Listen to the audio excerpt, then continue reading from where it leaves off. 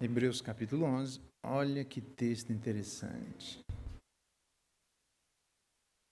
Toda vez eu esqueço que a época no período da ceia, vai ter uma criançada aqui na igreja, né? Eu vou tentar resumir a ópera, tá bom? Fica tranquilo aí. Hebreus capítulo 11, verso 23, diz assim, Hebreus 11, 23. Pela fé, Moisés, apenas nascido, foi ocultado por seus pais durante 3 meses, porque viram que a criança era formosa. Também não ficaram amedrontados pelo decreto do rei.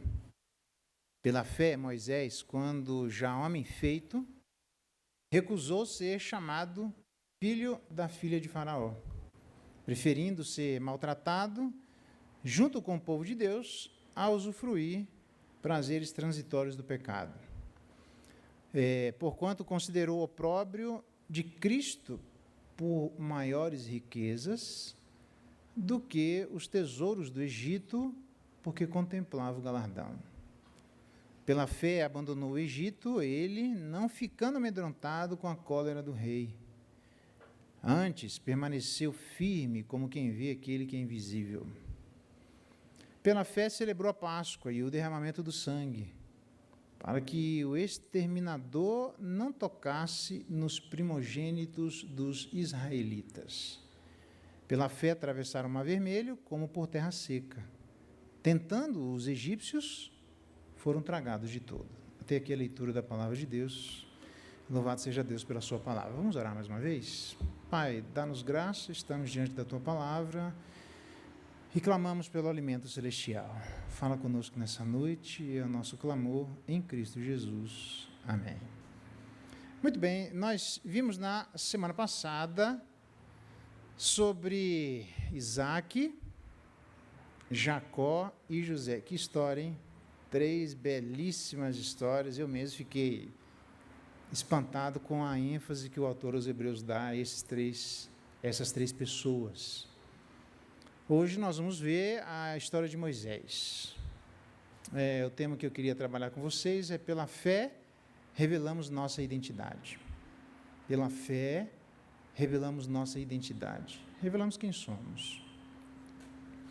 Na verdade, tem várias maneiras de se aproximar do texto. Uma delas, por exemplo, para a gente entender, seria explorar didaticamente, do mesmo jeito que o texto apresenta, que é os 5 pela fé de Moisés. Verso 23 pela fé, verso 24 pela fé, o terceiro, verso 27 pela fé, o quarto, verso 28 pela fé, e o quinto, verso 29 pela fé. Então, ele claramente dá 5 nuances de pela fé de Moisés, tá bom? Eu vou tentar uma maneira um pouco diferente, eu espero que contemplem o texto, tá? Obviamente eu vou deixar alguma coisa de fora, mas eu vou tentar ser um pouquinho mais didático para nós, haja vista que na época ele não estava pensando num sermão nos moldes de hoje, tá? Todos nós fazemos escolhas. A pergunta é: quem nós somos? Quem é você, irmão? Você já parou para pensar nisso? Talvez seja uma pergunta meio óbvia, né? Quem eu sou? Quem você é? A fé, literalmente, ela aponta para a nossa identidade. Na verdade, sendo a fé feita de escolhas, por exemplo, as escolhas elas podem vir por vínculo sanguíneo, de sangue, pai, filho, primos, assim por diante. Não acho que o caso é suficientemente grande, embora eu vá explorar um aspecto disso aqui no texto. Mas a decisão poderia vir por capricho ou por excentricidade. Tomou porque era tipo teimoso, assim, tomar uma decisão. Não acho que era essa a descrição de Moisés. Ou uma decisão seria de entusiasmo, uma escolha por entusiasmo repentino. Também não acho que era esse o caso de Moisés, de fazer uma escolha através de um entusiasmo repentino por uma simples razão: ele morreu diante da escolha que ele fez. E o texto do Novo Testamento vai dizer que tem gente que toma decisões de maneira repentina, mas essas decisões não se sustentam, justamente porque vem a perseguição em nome da palavra, o escândalo, e a galera faz o quê? Abre mão. E Moisés não abriu mão. Então, não me parece que seja uma decisão repentina, tá bom? Na verdade, por que o autor escolhe Moisés? Uma resposta bem simples as pessoas estavam tentando largar Cristo para voltar e se apegar a Moisés. E o autor aos Hebreus, está ensinando que o próprio Moisés largou o que tinha por amor a Cristo. Então, não faz muito sentido a gente ter Cristo agora e largar para Moisés, se o próprio Moisés largou em função de Cristo. Por essa razão, ele está explorando o assunto de Moisés, tá bom? Então, o que a nossa fé revela a respeito da nossa identidade? Primeira coisa, literalmente, revela a nossa identificação. E aí, vai dar certo, será? Isso. A fé revela... Não, beleza. Ele está fazendo assim, não fiz nada, eu também não fiz nada. Eu estou quieto. Tá bom? Só tenta abaixar, sei lá, vamos ver o que acontece. Então, uma identificação. Uma identificação exige uma resposta, um sim. Vocês estão me ouvindo? Eu que não estou me ouvindo aqui. Às vezes eu vou falar alto. Uma identificação, um sim, exige obrigatoriamente um não. Para dizer sim para algo, a gente tem que dizer não para outro algo. Moisés disse não para o quê? Várias questões. Entre elas, ele se recusa a ser chamado de filho da filha de Faraó em função da sua identidade celestial. Eu não sei se a gente tem noção do que significa isso, recusar ser identificado como filho da filha de Faraó. Isso era quase que um título na época. Um título que, certamente, ser príncipe do Egito naquele momento era a maior potência existente de então. Ele estava abandonando esse tipo de lugar. Na verdade, o filho de um faraó era quase que o próprio faraó, considerado e comparado aos deuses do Nilo. Os deuses do Nilo, para a gente ter uma ideia, eles são uma grande fonte de alimento, como todo rio, uma grande fonte de alimentação. Então, negar ser filho da filha de Faraó é negar ter acesso como Faraó e toda a sua casta teria de tirar sustento do rio. Nem todo mundo podia chegar no rio e fazer o que quisesse, não. Não é no rio, não, é no outro rio, tá bom? É nesse rio que você está pensando, Rio Nilo. Ele estava negando, certamente, um lugar onde as pessoas o tratariam próximo de uma divindade. Veja que curioso, é um respeito exacerbado, é um respeito absolutamente exagerado. Moisés está abrindo mão disso. Então, obrigatoriamente, a nossa identificação precisa ser, por nós, dado um sim, e para nós dado um não para status. Aqui, basicamente, é identificação versus status. Você vai se apegar à sua identificação ou você vai se apegar ao seu status? Tudo aquilo que fazia menção ao status de Moisés, que fosse contrário a ser um filho de Deus, ao status de caminhar com Deus, Moisés abriu mão. Então, nesse sentido, por exemplo, ele aceitou ser, junto com o povo de Deus, afligido. Diz aí o verso 25, preferindo ser maltratado. Ora, ninguém prefere ser maltratado se não for por uma identificação. A fé mostra em Moisés que a sua preferência pelos maus tratos absolutamente equivocados, a sua preferência não é a sua preferência ser maltratado em nome de Deus. É isso aqui que está em jogo. Por isso que as pragas foram pragas, 10 delas, porque os egípcios diziam que tinha um Deus para cada uma daquelas pragas. E Deus estava dizendo aos egípcios e também ao povo de Israel que, a respeito daqueles lugares, como as plantações, o Nilo e assim por diante, quem manda não são as divindades, mas é o próprio Deus. É Ele quem tem acesso àquilo, então Ele está tentando limpar, o próprio Deus, o coração de seus filhos. Ele aceita ser afligido. No Novo Testamento, para resumir a ópera, vos foi concedida a graça de padecer por Cristo, e não somente a graça de crer em Cristo, pois tendes o mesmo combates que vistes em mim, e ainda agora ouvis que é o meu. Se nós prestarmos atenção exatamente naqueles que tomam decisões precipitadas, decisões que não são fundamentadas, decisões de pessoas apressadas, repentinas, entusiasmadas, elas abrem mão justamente quando a aflição se abate em nome do Evangelho.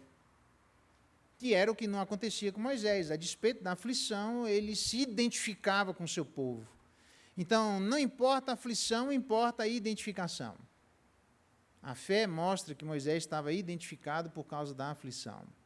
Entre outras coisas, Moisés também estava identificado por causa do sofrimento com Cristo. Como nós vimos no verso 26, ele considerou a rejeição do próprio Cristo. Moisés prestava atenção nisso como aquele que vê o invisível, diz o finalzinho do verso 27, uma demonstração clara, como Abraão viu o meu dia e regozijou-se, o próprio Jesus Cristo faz menção disso. Aqui é a menção de Moisés vendo o dia de Jesus Cristo. Ele se identificava com Jesus Cristo. Se Moisés se identificava com Jesus Cristo e abriu mão de onde ele estava por causa de Cristo, por que as pessoas iam abrir mão de onde elas estavam em Cristo Jesus para se identificarem com Moisés? Não faz sentido, é uma regressão.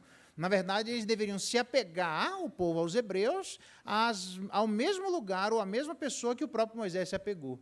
Se Moisés se apegou a Cristo, o apelo autor aos hebreus é se apeguem também a Jesus Cristo. Mas as pessoas só conseguem se apegar a Jesus Cristo se houver uma identificação. Por isso que tem muita gente que tem resistência, entre outras coisas, eu sei que tem algumas outras nuances aqui, a igreja, quando deixa de ser igreja, quando começa a inventar moda, quando machuca de maneira exacerbada as pessoas, sem noção nenhuma, aí a gente vai ficando meio escaldado, eu entendo isso. Né? Mas, em linhas gerais, é o que Deus espera que a gente, como povo dele, congregue dentro do corpo visível de Jesus Cristo. E as pessoas têm, muitas delas, dificuldade de fazer a sua profissão de fé, não é por causa da igreja, é por causa da sua dificuldade de identificação com Cristo. Elas não se identificam com o povo de Cristo e não se identificam com o próprio Cristo. Veja que interessante. Já dá para ver que isso é uma chamada para mim e para você, como era uma chamada para aquelas pessoas que estavam à beira da morte, muitas delas. Pedro faz menção, por exemplo, de nos apegarmos a Cristo, e diz ele que era para ser obediente às autoridades estatais que, depois da sua palavra, mataram Pedro. Olha só. Ele diz, tá, eu morro. Se é em nome de Cristo, beleza. Se for fora disso, não, mas em nome de Cristo eu morro. A grande pergunta que cabe a cada um de nós, quem é a igreja de Cristo para nós e quem é o próprio Cristo para nós? Deus está pedindo aos hebreus que eles prestem atenção à luz da vida de Moisés, das suas próprias identificações. A gente se identifica ao quê ou a quem?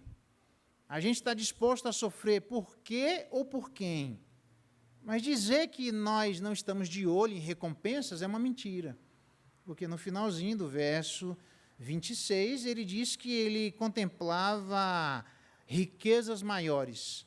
Então, diga-se de passagem, no verso 25, eu vou explorar isso para frente, mas deixa eu já dizer, ele fala que ele preferiu ser maltratado a usufruir dos prazeres transitórios do pecado. Significa que o povo de Deus, a Bíblia ensina que o povo de Deus é contra o prazer? Não, é contra o prazer pecaminoso, é diferente. Deus é quem criou o mundo, Deus é quem criou as coisas, e o prazer faz parte, aliás, diz Timóteo lá na frente, que todas as coisas fez Deus para o nosso aprazimento. Olha que interessante.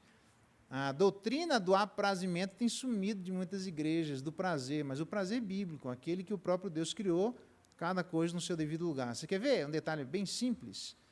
O sexo é natural, ele não é essencial. Veja que curioso. Se fosse essencial, nós teríamos um problema com Cristo que não praticou sexo, percebe? Mas ele é natural porque foi criado pelo próprio Deus. Então, alguma dificuldade de não exercer sexo porque a gente precisa, como algumas pessoas dizem, que os hormônios estão fluindo e os jovens precisam fazer? Não, ele não é essencial. Por exercício da nossa humanidade, não. Natural não tem nada a ver com essencial. Então, a gente é contra, ou o cristianismo é contra o prazer? Não. Ele é contra o prazer pecaminoso. Aí sim. Ele é contra a recompensa. A gente aqui o texto não diz, né? Ele contemplava riquezas maiores. O texto não deixou claro se ele estava pensando que os tesouros lá eram tesouros pecaminosos, do mesmo jeito que os prazeres eram prazeres pecaminosos que estavam sendo exercidos por aquele grupo de pessoas. A gente não sabe, tá? Pode ser que ele apenas esteja fazendo uma menção, uma comparação entre riquezas legítimas, que, ao comparar com as riquezas celestiais, como o galardão que a gente não faz ideia o que é, mas Moisés estava de olho nele, certamente ele não tem comparação. O Provérbios ele vai explorar essa ideia de que as riquezas, a sabedoria, ela não pode ser comparada nem com ouro depurado. Veja que curioso. Então, significa que a igreja de Cristo ela é contra as riquezas? Não. Jó era um dos maiores do Oriente. Há tanto exemplo de pessoas que foram abastadas financeiramente, José e tantos outros, e nem por isso as pessoas pisaram na bola. Não há necessidade de vincularmos obrigatoriamente a riqueza ao erro. Agora, riqueza misturada com erro, muito ou pouca, tem que cair fora. E aí Moisés caiu fora, porque diz o texto, para ser ipsis literis, que ele tinha um olhar para riquezas maiores. Eu estou fazendo essa ênfase porque a igreja não é contra, e nunca foi contra as riquezas. A gente é contra colocar estas riquezas num patamar que não lhes pertence. Como colocar o sexo num patamar que não lhes pertence, o prazer num patamar que não lhes pertence, e assim por diante. Cada coisa no seu devido lugar. Então, a gente não é contra o prazer, mas os prazeres transitórios do pecado. A gente não é contra as riquezas, mas as riquezas pecaminosas, tudo aquilo que envolveu o pecado, aí sim a gente deve cair fora. Mas Moisés, então, levando em consideração, eu colocaria assim, na primeira identificação de Moisés, seria uma identificação pelo povo, afligido, uma identificação por Cristo, sofrido, e uma identificação pensando no galardão, recompensido. Não tem essa palavra que eu não achei outra, assim, seria mais ou menos isso, assim, recompensado, né? É isso aí. Se você quisesse uma outra palavra, para terminar com ido, obtido, tá bom? Seria um bom jeito. Então, na verdade, a identidade de Moisés, manifesto na sua identificação, leva em consideração a aflição, o sofrimento e o galardão. Então, é verdade que nós devemos olhar para riquezas maiores? Sim. É verdade que nós precisamos qualificar as riquezas? Sim. É verdade que todas as riquezas se encontram no mesmo patamar de igualdade? Não. Por isso que Cristo não tinha onde reclinar a cabeça, todavia, as pessoas iam atrás de Jesus Cristo, porque o que ele falava valia mais do que aquilo que as pessoas tinham. É por isso que Paulo entendeu isso, e ele vai comparar que as riquezas que nós temos no último dia são incomparavelmente maiores a eventuais sofrimentos que tenhamos no presente momento. Então, a grande pergunta da nossa identidade é, literalmente, em quem ou com que nós nos identificamos. Porque a fé revela a nossa identidade à luz da nossa, literalmente, identificação, literalmente, o sofrimento, a aflição e a recompensa. Então, a grande pergunta é com quem nós nos identificamos. Porque a identificação mostra o que existe dentro do nosso coração. Você se identifica com quem, com o que e por quê? É um apelo que ele está fazendo. A gente só vai conseguir passar pelo sofrimento se essa primeira expressão estiver no exercício da nossa vida. Eu preciso estar identificado com Cristo. Tenta fazer, desculpa aqui usar essa expressão, né, mas tenta fazer um flamenguista torcer pelo Fluminense. Tenta fazer com que um corintiano torça pelo Flamengo. Eu torço, né, o meu coração é amplo assim. Meus times estavam jogando hoje, inclusive, não sei nem o que deu lá. O Bahia é meu time, porque eu morei na Bahia, o São Paulo, o Corinthians, Atlético Mineiro, que eu sou mineiro, Flamengo. Acho que está faltando um ou dois aí. Poxa, abre o coração, torcer por um time só, nada a ver, né? Aí eu até falei de uma ideia aqui, vamos lá, juntar todo mundo para a gente assistir um jogo do Flamengo. Ah, pastor, juntar todo mundo para assistir um jogo até vai, mas do Flamengo aí não dou conta, né? Por quê? Porque não existe identificação. Sabe por que tem muita gente que tem dificuldade de estar junto com o povo de Deus? Porque não se identifica com o povo de Deus. Sabe por que tem muita gente com dificuldade de falar de Cristo? Porque não se identifica com Cristo. É simples assim. Porque se houver identificação, a despeito de sofrimento, a despeito de aflição, de olho no galardão, a gente, pela nossa identificação, abraça o povo de Deus. Segunda coisa, que eu acho que fica melhor para a gente absorver isso. Eu gosto disso. Moisés, pela fé revelamos a nossa identidade pela nossa identificação, mas revelamos a nossa identidade pela nossa maturação. Eu não consegui outra palavra, mas a ideia de maturidade, tá bom? Se alguém conseguir. O que é maturidade? Pensa no imaturo. Aquele camarada que é ingênuo, insensato, pisa na bola, é pavio curto, irascível, e todas as coisas que a gente imagina é um filho de Belial. Então, exatamente, agora pensa o contrário de tudo isso. Isso, ponhão no final, que é isso aí que eu quero falar para vocês, mas eu não achei essa palavra. É o contraste do insensato com ão no final, entendeu? A minha palavra é maturação. Maturação de maturidade. Maturação de alguém que faz contraste com pessoas precipitadas. Maturação com pessoas que fazem contraste com pessoas que não pensam. Pessoas que agem por impulso. Na verdade, quando a gente olha, onde é que isso se identifica com Moisés? Eu não consegui deixar de ler uma versão que é colocada no verso 24, na versão atualizada, né? Mas quando ele diz o segundo pela fé aí, pela fé, Moisés, quando o homem já feito. Isso. Interessante, né? Nada contra o batismo infantil, porque o assunto aqui não é batismo infantil. Então, vamos deixar as crianças de lado, porque aqui não está pregando contra o batismo infantil. Não tem nada a ver aqui o sacramento. Beleza? Mas o assunto é que existem determinadas ações que elas precisam de maturação, de maturidade, de sermos homens feitos. Eu não sei se ele está se referindo aqui com 40 anos ou com 80 anos, mas o certo é que Atos capítulo 7, a partir do verso 21, vai falar que Moisés era hábil em toda a arte e ciência dos egípcios. Foi um pouco precipitado, que mesmo depois das suas habilidades conquistadas na faculdade egípcia daquele momento, ele tentou libertar o povo no braço, no muque, eu consigo, matou um egípcio lá e não deu certo, vazou para o deserto. Passa 40 anos com as ovelhas. Por quê? Porque para os egípcios ser pastor de ovelha era uma abominação, e nós já aprendemos isso. Se para os egípcios ser pastor de ovelha era uma abominação, significa claramente que Moisés passou os primeiros 40 anos de vida na faculdade dos egípcios ouvindo que ser pastor de ovelha não presta. Aí ele passa os segundos 40 anos de vida pastoreando. Cuidado com o que você fala, hein? Eu já falei para Deus, eu odeio ser rico, eu espero, nunca na minha vida eu não quero riqueza, bem, nada, isso aí. Não. Aí Deus toma para você aprender, né? Eu vou dar um monte de dinheiro aqui para você. Não funciona assim. Moisés diz o texto que era homem já feito.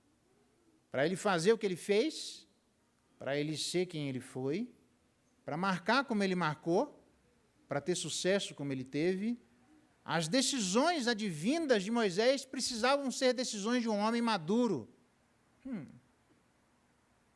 Um homem talhado. Um homem que não reagiu debaixo de coação. Um homem que não agiu debaixo de forçação.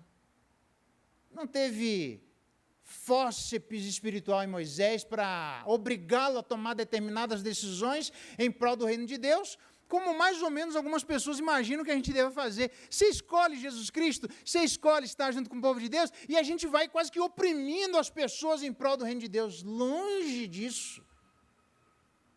Todos nós haveremos de comparecer diante do tribunal de Deus para responder pelo mal ou pelo bem que nós fizemos por intermédio do corpo. Nosso tempo diante da presença de Deus está reservado pelo Senhor. As nossas obras, 1 Coríntios 3, passarão por fogo para saber quais delas são de fato verdadeiras e úteis e quais delas não combinam em absolutamente nada com o fundamento que é Jesus Cristo. Não precisa fazer como no início do Brasil, no Brasil colônia, as pessoas serviam a ceia com uma mão, com uma arma apontada na cabeça das pessoas que receberiam a ceia. E não tem arma nenhuma apontada aqui para ninguém, a não ser a espada do Espírito. É essa sim.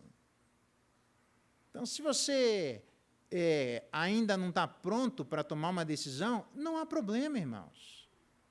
Essa decisão deve ser fruto de alguém que diz o texto, homem já feito, diz o verso 26, eu gosto dessa expressão, hein? Ele considerou, exatamente. Eita, a diferença de Moisés é que ele levava em consideração, ele pensou sobre as implicações da fé. Ele não foi um homem precipitado.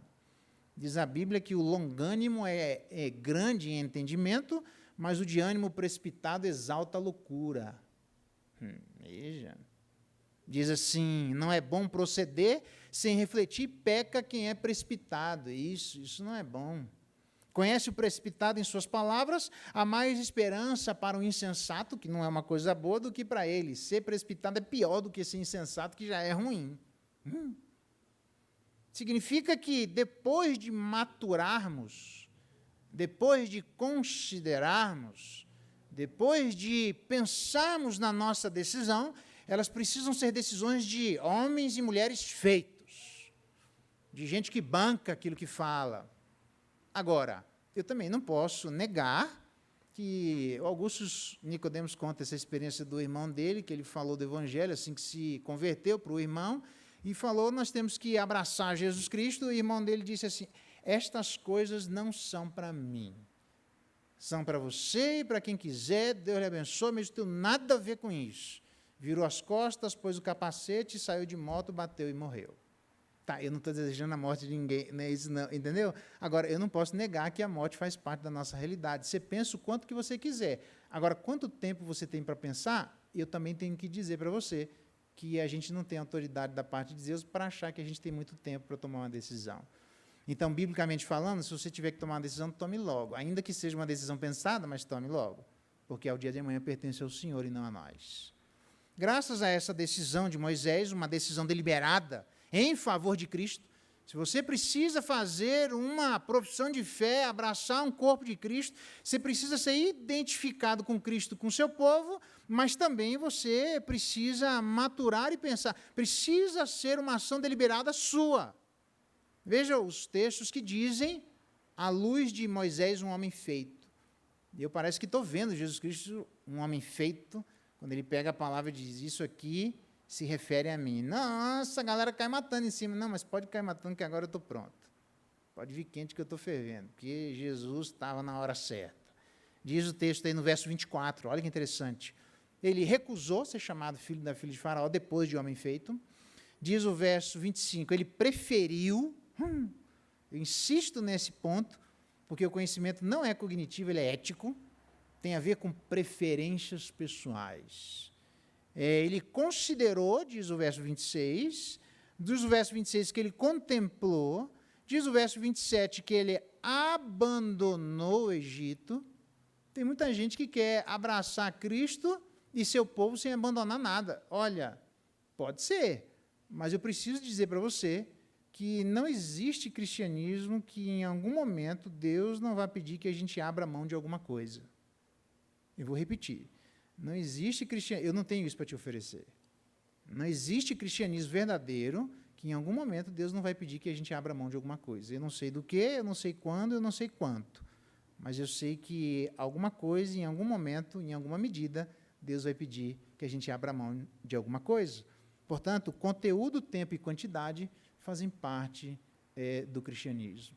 Então, tem muita gente que não quer abraçar, não se identifica pelas coisas pelas quais precisa abrir mão. Não foi só Moisés que abriu mão, irmãos. Todo mundo que abraçou Jesus Cristo abriu mão de alguma coisa. Todo mundo que abraçou Jesus Cristo abriu mão e continua a abrir mão de algumas coisas. E a gente tem que aprender com o próprio Cristo que ele não foi obrigado a vir do céu em favor de cada um de nós, mas diz o texto que ele mesmo abriu mão do lugar em que ele se encontrava. Não julgando o direito que ele tinha de ser Deus, ele saiu do seu lugar voluntariamente e deu a sua vida voluntariamente. Então, se tem alguém que conhece do que significa abrir mão de coisas legítimas, é Jesus Cristo. Aqui eles estavam abrindo mão, Moisés, de coisas ilegítimas. Veja que interessante. Então, na verdade, as nossas preferências, diz assim em Provérbios, claro, grita na rua sabedoria e nas praças levanta a sua voz. Olha que interessante. Do alto dos muros clama e à entrada das portas e nas cidades profere as suas palavras. Até quando, honestos, amareis a necessidade? Eu vou trocar aqui, até quando ingênuos amareis a ingenuidade, porque a palavra petit significa ingênuo, beleza? Então, até quando ingênuos amareis a ingenuidade? Vós, escarnecedores, desejareis o escárnio? Como é que alguém deseja escarnecer de outra pessoa? Como é que alguém deseja esse lugar? Como é que alguém deseja ter essa postura de vida, de escarnecer sobre os outros? E até quando aborrecereis o conhecimento? Continua, que ninguém lê isso aqui no capítulo 1. Porquanto aborreceram o conhecimento, olha o que o texto diz, não preferiram o temor do Senhor. Você vai ter que escolher, irmão, em algum momento, ou você vai temer a Deus, ou vai temer alguma coisa que não seja Deus. Mas a gente sempre vai viver temendo alguma coisa. A grande questão é escolher que coisa que vai ser objeto do nosso temor. Na verdade, o autor aos Hebreus está clamando para que a gente tema ao Senhor. Ele diz assim, não preferiram o temor do Senhor, não quiseram o meu conselho, é uma questão de vontade, não é uma questão de conhecimento, não é uma questão de não saber quem Deus é.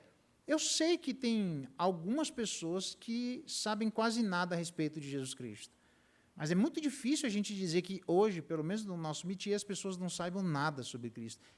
Não é uma questão de conhecimento, é uma questão de vontade. E diz o texto, e desprezaram toda a minha repreensão.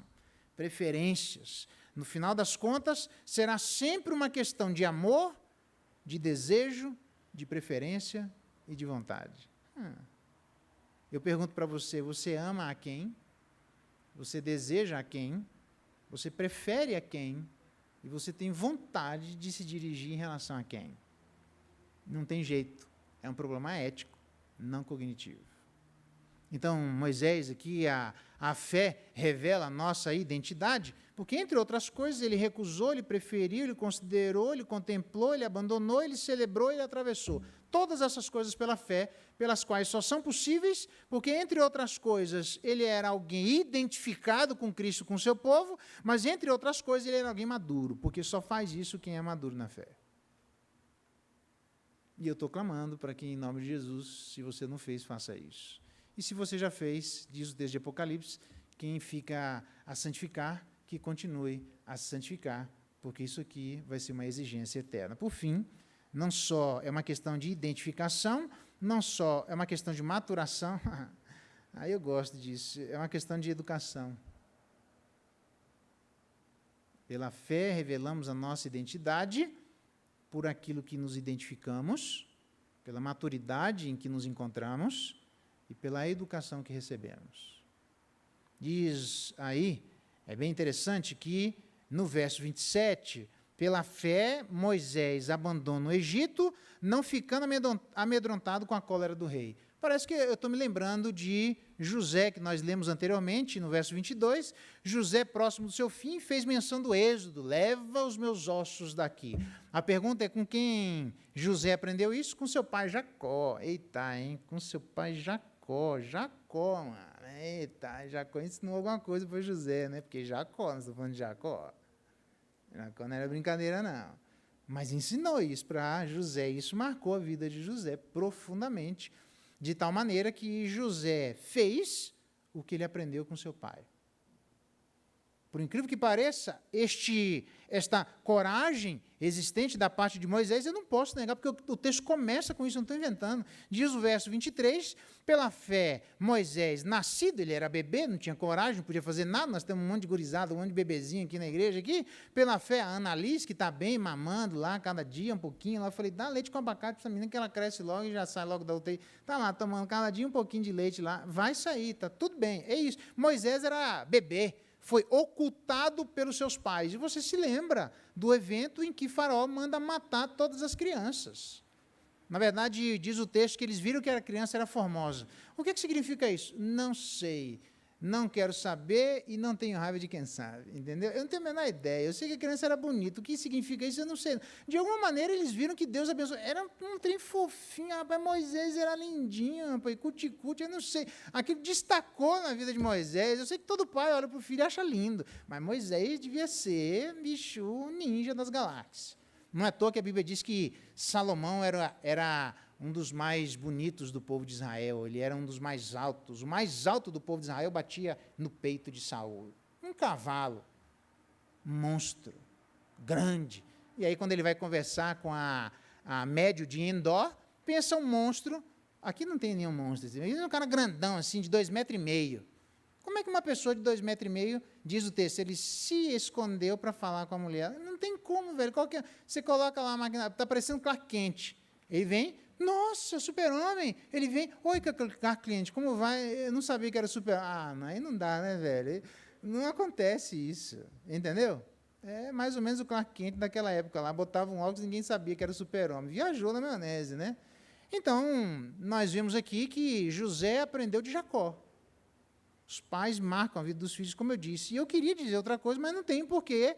Os pais, numa época em que Faraó mandou matar todas as crianças hebreias, porque a mulherada dava filho a dar com pau lá, e ele estava preocupado, exatamente porque tirou o sono dele, porque maiores eram o número de escravos do que a quantidade de pessoas para manter a escravidão.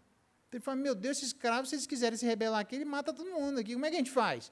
Vamos dar um jeito aqui, mata toda a gurizada. Se não matou no ventre, mata no pós-ventre. Se não é aborto dentro da barriga, vai ser um aborto fora da barriga. Mas aí, a família, os pais de Moisés, escravos, não tem poder nenhum contra Faraó, não tem capacidade de resistência nenhuma, não tem exércitos a seu favor, são apenas um homem e uma mulher corajosos, prontos a servirem a Deus. Não matam a vida de Moisés, sem sequer saber que Moisés seria Moisés. Eles sabiam que viria um Redentor, mas não sabiam que seu filho seria um Redentor. Na verdade, as nossas obediências, elas vêm sempre menores e elas acabam sempre se multiplicando, essa é a ideia. Mas a coragem dos pais de Moisés de não ficarem, diz o verso 23, amedrontados pela coragem pelo decreto do rei. Já pensou? Pensa na galera corajosa, eram os pais de Moisés, onde Moisés aprendeu a ser corajoso contra o sistema, com seus pais. Moisés aprendeu a ser Moisés quando os seus pais foram seus pais. Gente temente a Deus, gente que não abre mão da própria vida em favor da obediência a Deus. Gente que sabe que vai colher alguma coisa maior, sem saber que alguma coisa maior viria do próprio ventre. Simplesmente eu não vou obedecer a ordem de Faraó de matar crianças. Não me interessa se é no ventre, não me interessa se é fora do ventre. Não vou matar essas crianças. Faraó vai cair matando em cima, pode fazer o que quiser. Demonstra claramente aos hebreus a coragem dos pais de Moisés. E demonstra claramente que, eu fico imaginando quando Moisés cresceu, e agora homem viçoso, agora homem feito, e agora um homem que se volta para saber de onde que eu vim, como é que essas coisas aconteceram, o que houve? Seus pais, você conhece seu pai? Ih, rapaz, mas e o decreto de Faraó? Que nem decreto de Faraó, rapaz, seus pais nem aí. Meus pais fizeram isso. Caraca, meus pais eram crentes. Isso, eu também gostei, velho, achei engraçado, viu? Cuidado, pais, porque os filhos aprendem a hipocrisia com os pais. Mas os filhos também aprendem, graças a Deus, a consistência, a renúncia e a coragem com os pais. Nós temos dois caminhos aqui: má vontade, falta de perdão, falta de desejo de estar com os irmãos, rudeza nas ações e nas palavras, prioridades no gasto com dinheiro. Todas estas coisas nós aprendemos com os pais. Ou a gente pode ensinar liberalidade, gentileza, docilidade nas palavras e ações, amor pela igreja, espírito perdoador, evangelização, educação, consciência, os pais. Então, eu acho tão interessante que os pais dizem assim, não, eu tenho que levar os filhos para a igreja, para a escola dominical. Irmão, você tem que vir para a escola dominical. Tá, você não quer vir para a escola dominical? Não estou nem aí, irmão. Vem na escola sabadal, sextal, quintal, faz qualquer coisa, mas que seus filhos aprendam com você. Você tem o que para ensinar para seus filhos? Obviamente, para eu ensinar renúncia para os meus filhos, Deus vai exigir renúncia. Obviamente, para eu ensinar coragem, Deus vai me colocar em situações de coragem. Obviamente, para eu ensinar docilidade, Deus vai me colocar em situações onde a docilidade se espera. Generosidade e liberalidade, Deus vai colocar em circunstância onde os filhos vão olhar para a generosidade e liberalidade dos pais e aprender com eles. Que haja mais Moisés, porque houve mais pais de Moisés. Tem como eu fugir dessa história? Aí meus filhos aí, ó, eles aprendem os meus erros, mas eu também espero que aprendam os meus acertos. Fica de olho nas minhas andanças por aí. E eu espero que não só as minhas desvirtudes, mas as minhas virtudes marquem profundamente o coração de vocês. Você vai dizer, eu não tenho paz. Bom, Deus é o nosso Pai. Venha junto com o povo de Deus, é óbvio que você venha se você se identificar com o povo de Deus. Se você não se identificar, não tem como fazer você se identificar. Não vai ser pintando parede de preta, de azul, de amarelo, fazendo qualquer coisa aqui, gelo seco, nada disso. Irmão, se Cristo não constrange o nosso coração, nada vai constranger, entenda isso. Porque o amor de Cristo nos constrange, é isso que precisa ficar marcado. Julgando nós isto. Ele morreu por nós, sendo nós ainda pecadores. Isso é constrangedor. Porque morrer por um amigo, até alguém acharia para morrer por um amigo, mas por um inimigo, quero ver. Por inimigo você quer a morte do camarada. E ele sai do lugar dele voluntariamente, ele faz as coisas de maneira voluntária, não é uma pessoa rude nas suas palavras, ele transmite palavras de graça, de sabedoria e docilidade, onde as pessoas se aproximam dele. Por quê? Porque tem gente que acha que a obediência obrigatoriamente nos leva a sermos pessoas mais duras da alma. Não obrigatoriamente. Apesar de tomar bordoada como Moisés, apesar de tomar bordoada como Cristo, eles eram pessoas doces. Ele diz isso, aprenda isso comigo, porque eu sou manso e humilde de coração. E se a gente aprender com ele, eu estou no mesmo barco, a gente vai achar descanso para as nossas almas. Nós estamos aqui para participar da ceia. E eu queria clamar, antes de abrir, para nós participarmos da ceia, se você não fez sua pública profissão de fé, faça. Mas faça com uma decisão madura, mas para ontem, tá? Faça uma decisão madura para ontem, mas uma decisão pensada, refletida, mas uma decisão deliberada. Eu não vou ficar implorando para ninguém ser membro da igreja, para que faça a sua pública profissão de fé. Está aberto, então faça. Enquanto está aberto, faça, irmão. Eu não vou ficar implorando para os pais virem à igreja, eu posso apelar o coração de vocês. Ensinem seus filhos. Como? Fazendo vocês primeiro. E se a gente não tem pai, como eu não tenho pai, e quando tinha pai também não era um cristão, então a gente se apega ao nosso Deus, Ele é o nosso Pai. Então Ele é o nosso modelo de Pai. Eu termino dizendo que pela fé revelamos a nossa identidade, pela nossa identificação, pela nossa maturação e pela nossa educação. Eu pergunto, você se identifica com o quê? Você pensa em quê? E você foi educado como? Interessante, né? Eu gostei. É um jeito de abordar o texto de Moisés. Vamos orar, pedir que Deus nos abençoe e que Deus nos dê graça para sermos identificados, amadurecidos e educados. Se você não tem pai, venha na igreja. Deus vai levantar pessoas para lhe ajudar na educação e fazer aquilo que seu pai devia ter feito com você. Mas se você não teve um pai para fazer isso, a igreja vai fazer isso. Pai, em nome de Jesus, eu queria que nessa noite o Senhor olhasse para cada um de nós. Somos pessoas que precisamos aprender que a fé demonstra quem somos. Demonstra o quão é importante nos identificarmos com o Senhor e o teu povo. Se existe alguém aqui que ainda não se identifica assim, que o teu Espírito seja derramado para que essa identificação seja celestial e não terrena. Da mesma forma, Deus, decisões o Senhor espera de nós, decisões amadurecidas, decisões refletidas, decisões pensadas, para que depois de homens e mulheres feitos e pensarmos, nós poderemos recusar, nós poderemos abraçar, nós poderemos fazer aquilo que Moisés fez, e, entre outras coisas, ele celebrou a Páscoa. A celebração da Páscoa é para homens feitos. A celebração da Páscoa é para mulheres feitas. Para celebrarmos a Páscoa, precisamos celebrar fruto de reflexão que o Senhor mesmo nos oferece. Moisés fez isso. Ajuda-nos a fazermos também.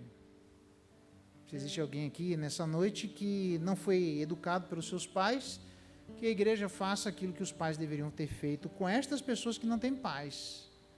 E a palavra e o apelo a todos os pais presentes, pai e mãe. Às vezes os nossos pais são vivos, mas eles não nos ensinam como deveriam. Nós clamamos por estes filhos que são tão profundamente marcados, às vezes marcados de maneira negativa. Minha palavra é para cada um destes. Que eventualmente pai e mãe não foi como o pai e mãe de Moisés. Incentivaram mais a covardia do que a coragem, incentivaram mais a dureza do que o amolecimento, incentivaram mais a rudeza do que a docilidade, incentivaram mais a mesquinhez do que a liberalidade. Deus abençoa o coração dos filhos feridos, abençoa o coração dos filhos que foram profundamente e negativamente marcados. Que a cura venha dos céus, em nome de Jesus. E estes filhos feridos possam ser pais sarados pelo Senhor. Dá-nos graça, Deus, para entendermos o nosso papel de pais, para educarmos os nossos filhos.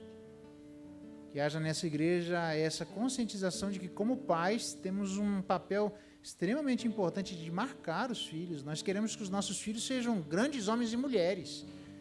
Para isso, nós precisamos ser grandes homens e mulheres, para que eles olhem em nós um modelo de fé a ser seguido.